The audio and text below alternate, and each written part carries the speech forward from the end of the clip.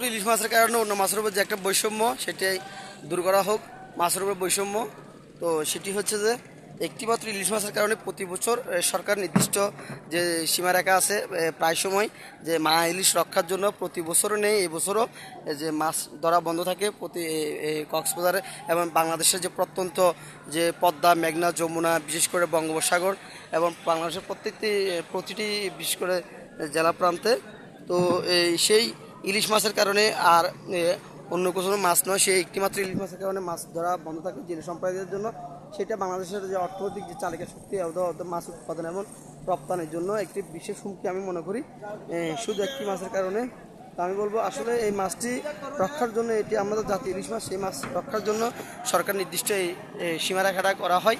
তো আসলে এই মাছটি আপনার যতই যদি আপনার বন্দর সরকার যদি এই টাইমটা সঠিকভাবে না রাখে তাহলে যতই করার না কেন দিন শেষে জেলে সম্প্রদায় মা ইলিশ ধরবেই।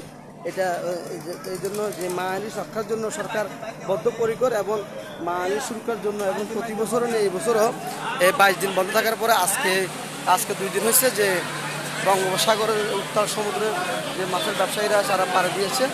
তো দেখতেছেন মাছ নিয়ে যে কারাকারি উড়াউড়ি দৌড়াদৌড়ি, মাছের খুবই চাহিদা। মাছ না থাকার কারণে কক্সবাজারের বিশেষ করে বাংলাদেশের প্রত্যন্ত অঞ্চলে যে মুরগি এবং গরু গোশত এবং বিভিন্ন ওষুধের যে প্রাইস সেটি বেড়ে রয়েছে। তো আমি বলবো আমি মনে করি একটিমাত্র মাছের কারণে এই সাগরে হাজারো মাছ আজকে বৈষম্যর শিকার, সেটি না বললে নয়। তো আমি মিরাজ কক্সবাজার আছি আপনাদের সাথে, কক্সবাজার মৎস্য অবতরণ কেন্দ্র সেই ফিশারিঘাট থেকে। এই ফিশারিঘাট এটি শুধু ফিশারিঘাট নয়, এটি একটি মানুষের অর্থনৈতিক চালিকা শক্তি।